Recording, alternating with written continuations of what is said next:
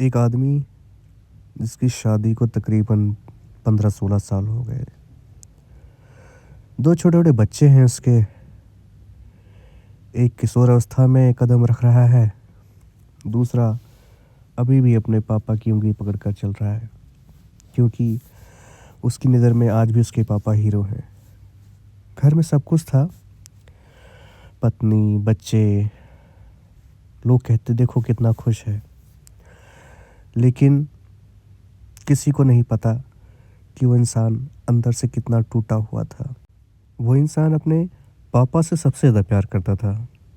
बचपन में जब कभी उसकी मम्मी उसको मारने दौड़ती, तो पापा के पीछे छुप जाता और पापा उसको बचा लेते।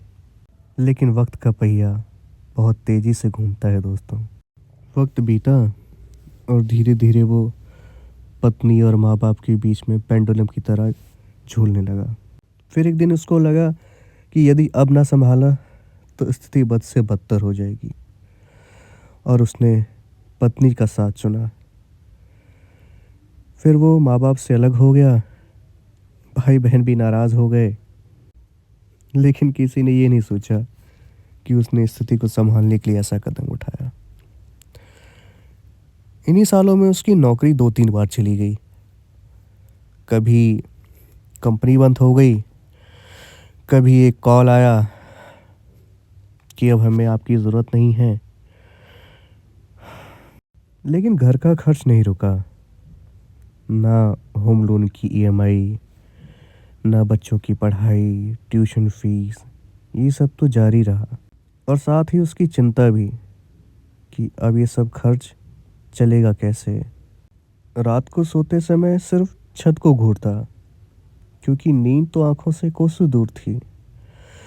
उसके दिमाग में बस एक ही सवाल चलता था कि अगर अब नौकरी ना मिली तो घर की ईएमआई कैसे जाएगी, बच्चों की स्कूल फीस, ट्यूशन फीस कैसे जाएगी।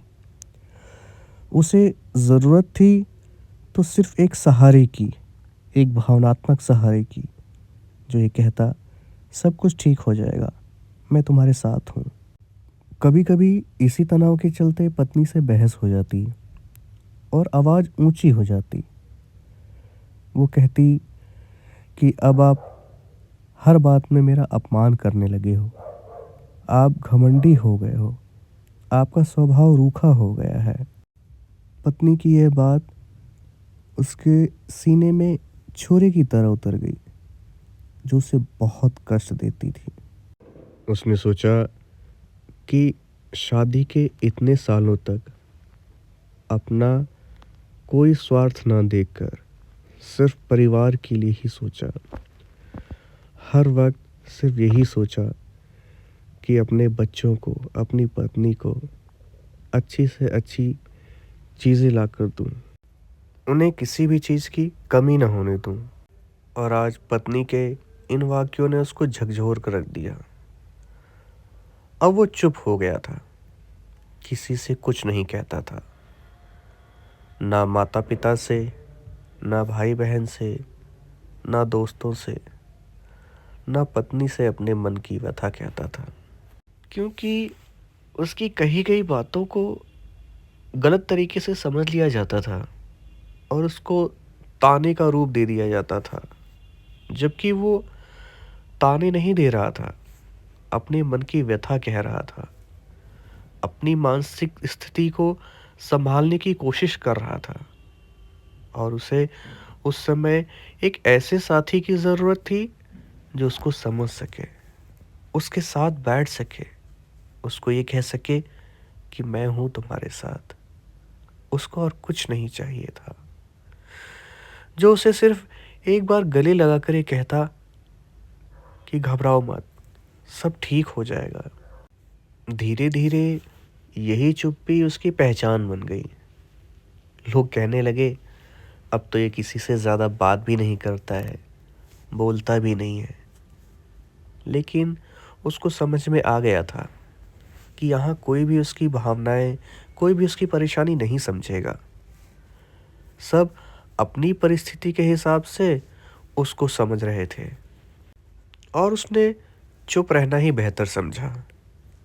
अब वो किसी इंसान से बातें नहीं करता था।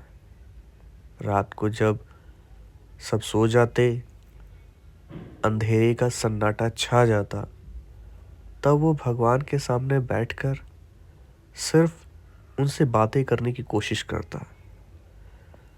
न रोता, न जोर जोर से चिल्लाता, सिर्फ मन ही मन ये कहता कि प्रभु, इस दुनिया में सिर्फ आप ही हैं जो मुझे समझ सकते हैं, मेरी परेशानियों को समझ सकते हैं।